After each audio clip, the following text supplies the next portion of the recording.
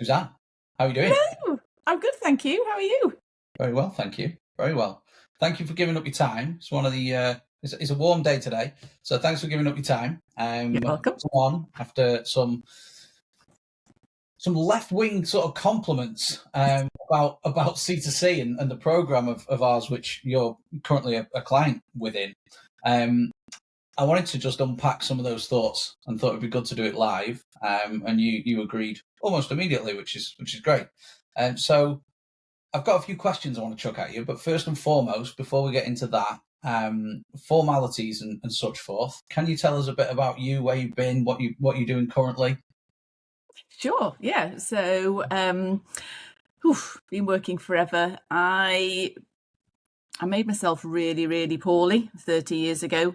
Body completely shut down. Nervous system gave up, and it was the scariest time of my life. And I was running a business, had a young family, all of that. And as time went on, that was in recruitment. I sort of fell a little bit in love out with recruitment and decided to become a coach because I'd learned some great coping techniques from other coaches. And so now, if I can help any business owner, company director, CEO, whatever anyone wants to call themselves, to enjoy their lives and not get to that horrible burnout collapsing point, that's my total mission and passion now. And you mentioned simplicity. Is before we hit record, you mentioned simplicity is a big thing for you. How have you? Because I know you mentioned you had a team of 7. You were doing a few mil a year turnover in this recruitment business. How did you manage to keep things simple? And second part of that question, how have you managed to bring that simplicity into your coaching business? Because there's a lot of shit to do. There's a lot of stuff going around when even as a one person business. So did you manage that with a team, and how do you manage it now? I think the key was I had the right people in the right place very early on, and by that I mean people like accountants, a solicitor that I could go to for contracts. I didn't try and do all of that myself, so I made sure, just like I know you talk about a lot in the program, they didn't have things like VAs in sort of my day in recruitment, but if there was something that someone else could do, even though I'm a terrible perfectionist, I made sure that I went to the right experts. So, and that just made such a, having an accountant from the minute I was sat in my bedroom, recruiting, was just the best thing ever. I just didn't have to worry about it all. And really focusing always, always, always on my candidates and clients. And now, my clients, it's all about them. Yes, I'll sometimes give examples, but in recruitment, what do I need to do to make sure that they get what they need to get the job and the company that they want to work for, and that the client gets what they need? So no fluffing up around it. Interview, talk to them, find out, represent them, and have them at heart and mind all the time. So yeah, getting the right professionals in place and just focusing what I want the outcome to be, which is to find people great jobs that's then going to enhance their lives and their families and friends around them. So it's very much on the fulfillment side of things rather than optimizing the sales. And what everyone does is try and optimize the marketing, myself included. But I like to think there's a couple of reasons we gel quite well. The first being that, there's that obsession over delivery, but the second is our bias towards action. And we've not met properly. So that might be a sweeping statement from me, but when you can just tell Yes. someone's an action taker. Yeah. Have you always been like that? Yes.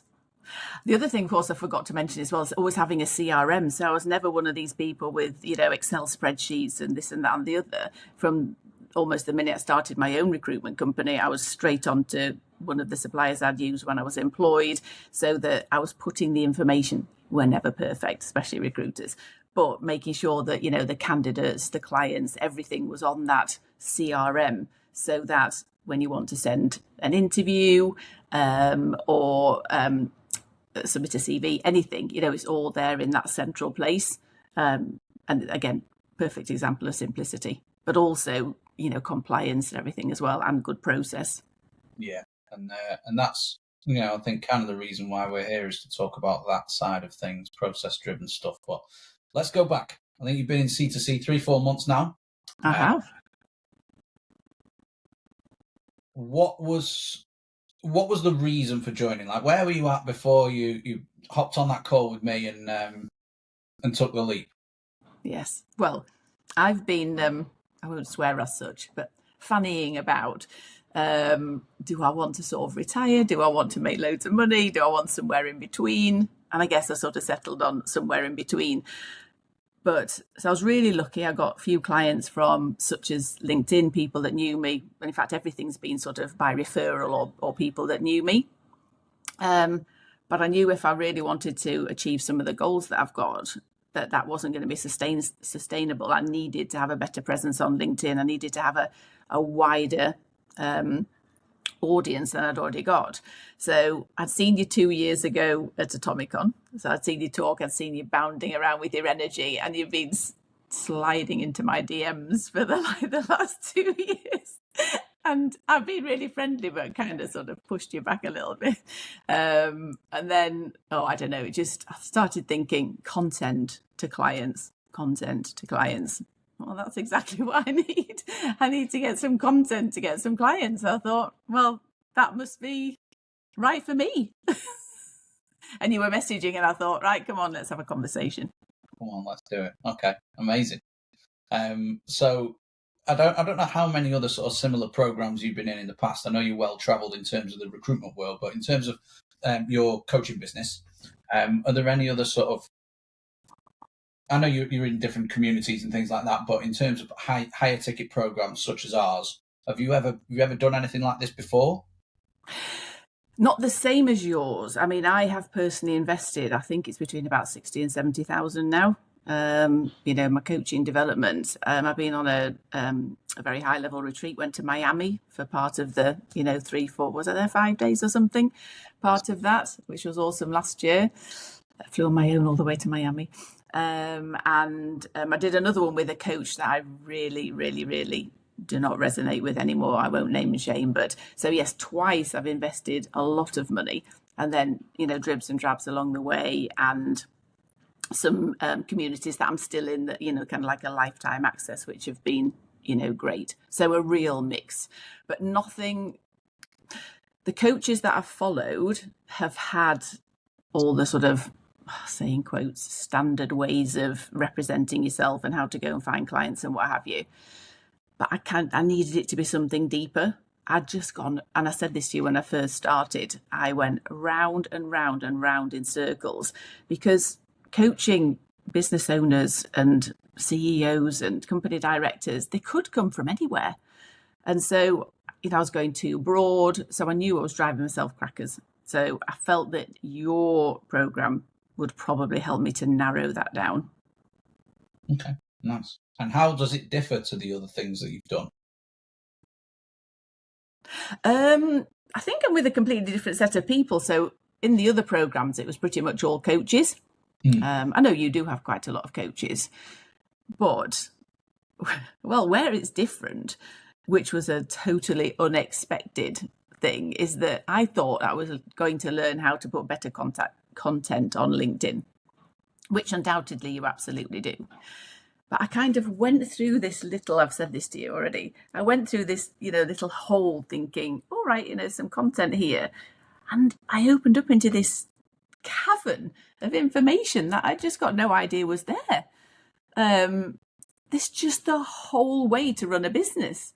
And that's not what, I'm getting my money's worth just in the content side. That's fine. I don't need the rest.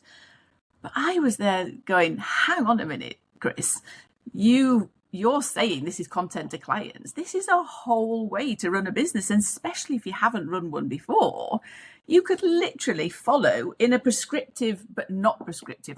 Yes, there's a process and you could call it prescriptive, but you can make it however you want. There's lots of alternatives. There's so much support. You could literally, I don't even know what you'd name it, but you could start from having absolutely nothing to every kind of CRM, content creation. God, I'm trying to even think. Every possible way that you could gather information, automate it, put it out there, network. There just isn't anything that's not covered. So that's why I just messaged you privately and said, Chris, you could probably charge 2-3 times the amount for this, because this is a whole business, and I don't think your customers are seeing it, or your potential. We're all seeing it when we're in there, and we can take what we want, but in your marketing, I think you're missing an absolute gold mine, that there's so much more you could sell. Gets me excited hearing that. Yeah, and you did kind of flag this to me when we were speaking privately, as you mentioned, and yeah, it's meant to be end to end for sure. But yeah, I think when you're stuck in the weeds and content to clients is just, it is what it is to me. Like it's been my life for like 3 years nearly, no, just over 3 years. So I'm kind of used to the components and keep adding to it. But yeah, taking a step back and hearing stuff like that is really helpful. So yeah, when we relaunch, which we do have a very soft plan to do, when we like really taking this into consideration. So I guess, is that another reason that it contrasts from some of the other investments you've made as well? Then I know you don't necessarily need all these elements that you mentioned because you've run a business before, you know a lot of stuff about creating money and creating clients and delivering good service, which is all part of what we help people do. But did that separate it from the rest? It's totally different to the others, because, so actually interesting, Ed. So I sort of think of it as I say it. I trained to be a coach, so that was different. You're not teaching people how to be coaches or do their jobs or whatever. I mean, I think that it becomes a byproduct that you're probably better, so it's different to that. I did join a very expensive cohort that did promise to get high level clients. It didn't say high. It didn't say how, but that wasn't useful, and again, very different to yours. The lady that I spent time with in Miami last year, and I'm still part of her cohorts, and I've done 2 of her high level, high ticket programs.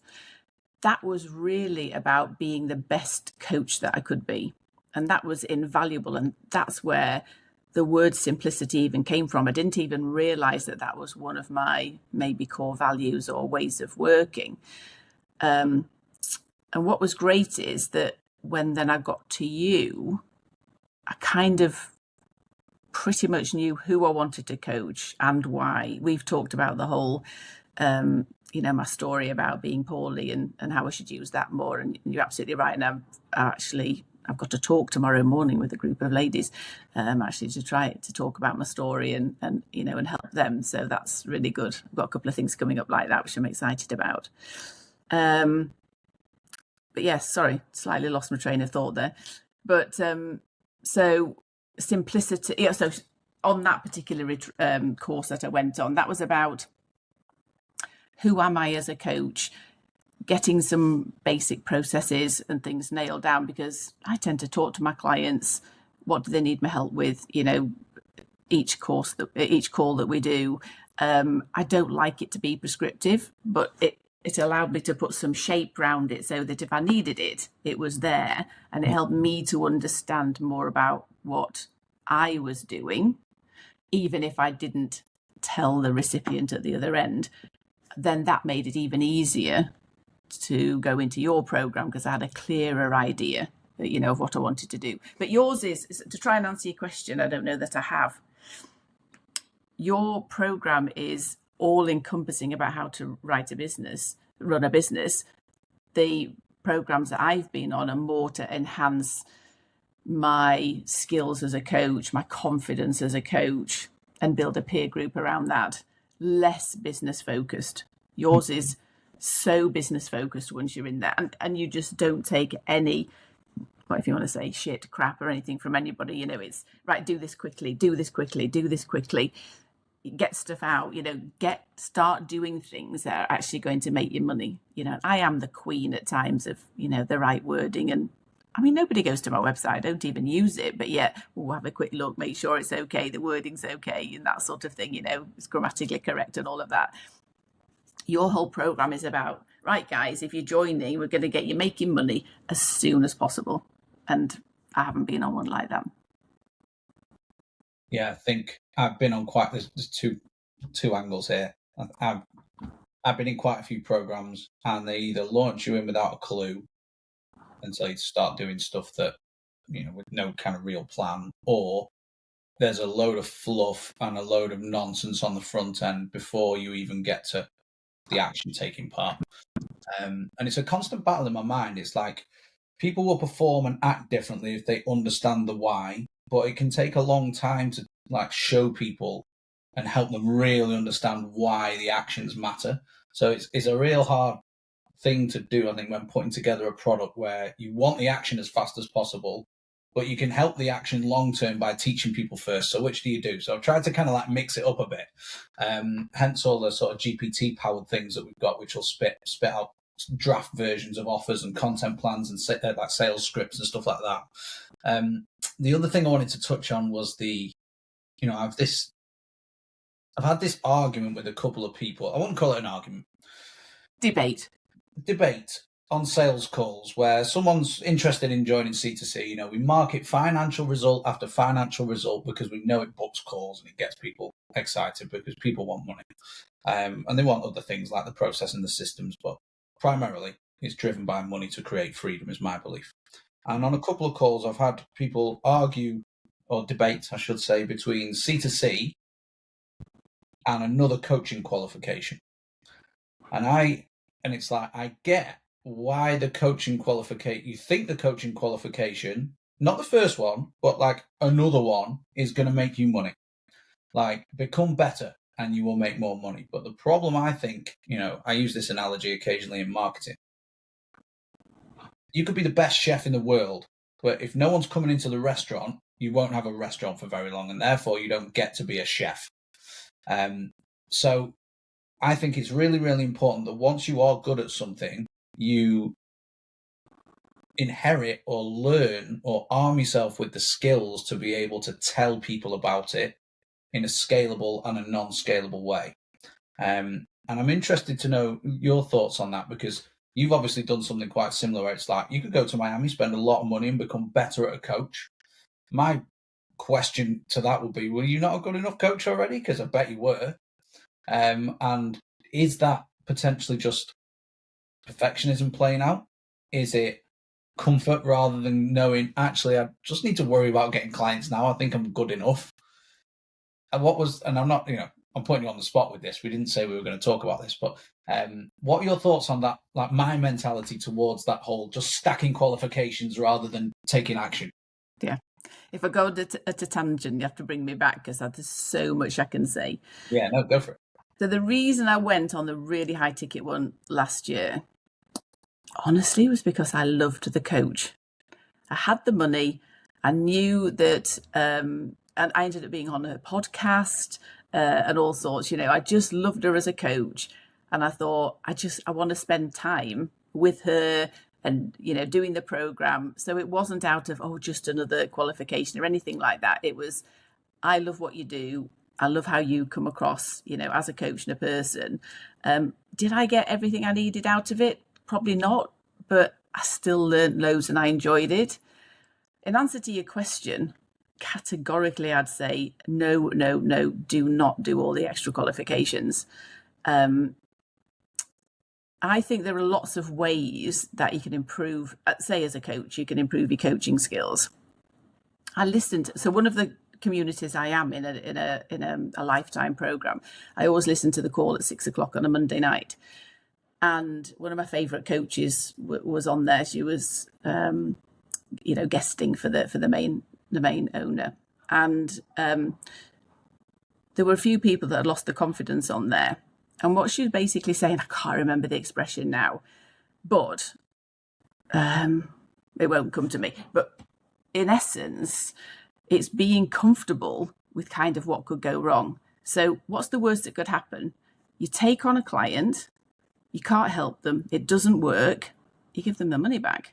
Now, I'm not saying that's, you're offering a whole, business package. I'm not saying that for 1 second. But if you're lacking in confidence as a coach and you take the wrong person, or it doesn't work, or the chemistry's not there, what's the worst that you can allow yourself to feel? And that's, I don't feel I was the right coach for you. Have your money back. And if that's the worst that can happen, get out there and coach people. Hopefully try and get the right people. Hopefully someone will say yes to you because they feel that chemistry and they feel that you can help them. But I'm sort of saying a little bit learn on the job, because I just the gift that the other coach last year gave me was the sitting back, the being calmer, that you don't need complicated questions or anything like that. Just sometimes having someone to listen to you and the odd little nudge is all that they need. And I do class myself as really intuitive, and I like to think I am a good coach for the kind of clients that resonate with me. And keeping it simple is what works best. So I don't think that you need loads of qualifications for that. I qualified with the Coaching Academy and they use the GROW model. And I spent the whole time there trying to remember 10 questions for each G, R, O, W. I drove myself absolutely crackers. I was writing things down. I had lists everywhere, in case I needed to think of a question. When I took all of that away and I just sat here and I just listened, I knew what I needed to ask. So I just don't think you need qualification after qualification. You need to find the right people for you, keep it simple. And there's nothing wrong with sitting there saying, actually, I just need to think, just give me a moment. I'll just let me think of the right thing to ask, or to stop yourself halfway through and say, no, actually, no, that's probably not useful. Let me just take a moment. So giving yourself that space. So, but if you haven't got a business program, if you haven't got a way of getting those clients and working with them and storing the information and the community and the accountability, you could be the best coach in the whole world, but you haven't got anyone to talk to. I don't know if you're familiar with Stephen Locke, who is a fantastic coach. He's an ex-C2C client. He came in and he was like, I have now got to realize that my primary job, my day-to-day job that I have to look at every day, is to be a marketer and a salesperson. And if I do that correctly, then I get to do my real job, which is a coach. And I thought that was such a good frame. Like, really, really different way to think about it. Like, if you don't sell, you won't get to be a coach. And you can sell exactly. without marketing, but if you market well, it makes the sale easier, which then means you can do your real passion, your real thing that you feel like you put on earth to do. And you can make money while doing it and deliver some significant impact as well. So, I'm glad we're on the same page with that. It kind of makes sense when you think about it, but the other side of the coin makes sense as well, right? Like, if I just go and get better and better, maybe someone will notice. I don't know. No, I don't think they will. Because you're not telling anyone, are you? No one can see you doing it. Yeah, and it's scary, but you have to knuckle down. And obviously, you've got that. Is it like hunger, resilience from your recruitment background? No doubt, it's hardcore working in recruitment. I did it for a couple of years. How do you think that's played to your advantage over the span of the coaching lifetime? I think it's made me realise that my style of recruitment, I was probably always a coach. A couple of years ago, I've had two candidates. One sadly passed away, and he wanted me to know before he did. He just said, working with you was absolutely life-changing. You enabled me to, so he went from being in a permanent role to being a contractor and was super successful. And he said, even though you didn't necessarily place me in the contract, the amount of time that you spent with me and helped me meant that I have given, my family and my friends and everything in a life that I never could have done if I hadn't sort of spoken to you. And that was just amazing. He even invited me to his wedding and everything before he passed away and what have you. So it's taking that, knowing that you've made such a difference to people's lives, that goes right through, into coaching. Definitely perseverance, learning to hear no, that, people could be turned down. It might not even be because they could have been the right candidate, but suddenly the budget was pulled or someone was brought in left field. There could be all sorts of reasons why somebody didn't get the job. But and also knocking on doors, not, I've never hounded people, but having those difficult conversations. So I think that gives you real resilience for being a coach. Learning to speak to people. I think the downside for me is that as a recruiter, I really didn't do that much marketing. I would have a fantastic conversation with a client. I might be marketing a brilliant candidate, and then they become a client for years. So I thought it would be easier to find clients as a coach than it was, because it almost wasn't finding the clients that was difficult for me as a recruiter. It was making sure that I got the right candidates. So that was a challenge. And then I was just going to say something else then. What it did give me, and I really, really want to make much more of LinkedIn, when I joined you guys and became a coach, I did have a level of confidence on LinkedIn. I was used to being on there because that's how I'd often find, my candidates. So but then again, that could also have gone against me because I was approaching people in a different way. If you're selling a candidate, you're not really selling yourself quite the same. Whereas when you're trying to sell coaching, you are selling yourself. You're selling the service, but I'm not selling anyone else, I'm selling me. But I think that there were some great transferable skills. I really, really do. So I guess resilience, relationship building, that sort of thing. Yeah. Did that answer your question? Absolutely. Yeah, because you read a lot of these like successful people's books. You'll probably know the boxing promoter Eddie Hearn. So I read his book a while ago. It's actually called Relentless. I think it's called that. But you'll notice a pattern in a lot of these people who've made quite a lot of money and have done well in business. They all started with some form of door knocking or cold calling or something, which was like, and I've done it. It is hell at the time. It's really, really hard. I was talking about it on a group call this morning where I had to make 220 dials every single day at my lowest job. It wasn't my lowest paid job, but it wasn't well paid, but that was awful. I hated it every single day. Well, you didn't have a choice, otherwise you get fired, and I have rent or a mortgage or whatever. And it does give you a backbone. It really does. I wanted to ping a couple more questions at you around C2C. Shoehorn these in towards the end. What would you say the most powerful part of C2C is? I know you've not been to a live.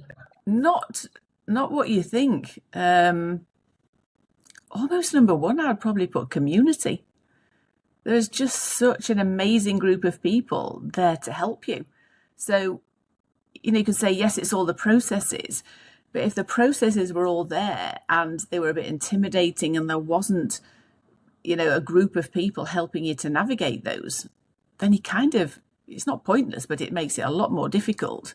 So I definitely think the amazing community probably is number one. And then the JFDI, really. Yeah. You can't understate that. Like, you can't overstate that, sorry, enough. It's so important. Nowhere to hide. Even if you're hiding, in the calls. I'm sorry I missed this morning, but this demolition and everything, it sounds like I missed a good one. Just know where to hide. You get these little DMs saying, would you like some accountability, Suzanne? Would you like some accountability? So it's all good. Yeah, it's important, and I like picking on people in the group calls as well. If someone's been a bit quiet, it's like, where are you up to? What's the problem? And we're thinking of, incidentally, renaming, because we have a theme call, and we have a Q&A call, or we try to most weeks, so one of each. Thinking of changing Q&As to just constraints calls, because every single person that joins our program, a program similar to ours, they're joining because of a problem or because of some constraint in their life, in the business, whatever it may be. So it's really important that we sort of diagnose those problems as early as possible and sort of get to the root cause. And I'm thinking, rather than people coming and asking questions, just like, right, we put people on the spot. Where are you up to? What's the bottleneck right now? We might just try it for a couple of weeks. One other question I wanted to ask, I asked this to everyone. I'm really interested in your answer. Let's pretend that one of your best friends was considering joining C2C and you had to persuade them, what would you say? Well, obviously, they have to be looking to run a business. They obviously a prime candidate for us, let's say. Yes. What I would say is, if you need an absolute A to Z from at any entry point in your business, whether you're just starting out or you feel you've got some experience, but you want a kind of foolproof method to run your whole business, then join, because you've got everything you need in one place and the support to go with it. So, end to end, I think that's what... and I think what I'll probably say is, if you have a sales call with Chris, don't be thinking that it's just that, because there's just so much more when you get there. That make sure you get him to tell you as much about the program as he possibly can without being mind blown. And I mean, I guess there is always that danger, isn't there, that you can say too much and people thinking, oh, blimey. And it is a little bit over-facing at times, but then that's where community comes in. You go, and you're all forever saying, you don't have to do every single part, pick the bits that are most useful, have a call, get the help wherever you need it. So at whatever stage you're at in growing that business through the C2C process, there's guidance, there's videos, there's people, there's 3 calls. I think it's 3 calls a week. I only do 2, but I think there's 3 calls, aren't there? So there's just always someone there. There's a brilliant app. There's always somebody at the end of a DM. There's places to ask questions. You just never, ever need to be stuck. Love it. Great review. Thank you so much for taking the time out. We have to let this video upload. So before we sort of end the recording, what would you say is the best place to follow you aside from LinkedIn? Where can people, if they've heard you speak, they might be interested in your coaching? Is it just go straight to LinkedIn? Do you want people to go and check out the website so you get a bit of a higher SEO score? Well, I am. One of your people is helping me to just revamp it a bit, because I do want to get a bit more of an email list going. So I am at SuzanneClarke.com, but really LinkedIn, Suzanne Clarke Coach, I think is my. I managed to get that one quite early on, I think. So yeah, LinkedIn definitely. And any tips, if anyone follows me and wants particular kind of content, then yeah, please let me know what I can, put out there. Amazing. You heard it here first, Suzanne. Coach. Thank you for coming on, Suzanne. I'm going to hit the stop button. If you could just wait on while this uploads.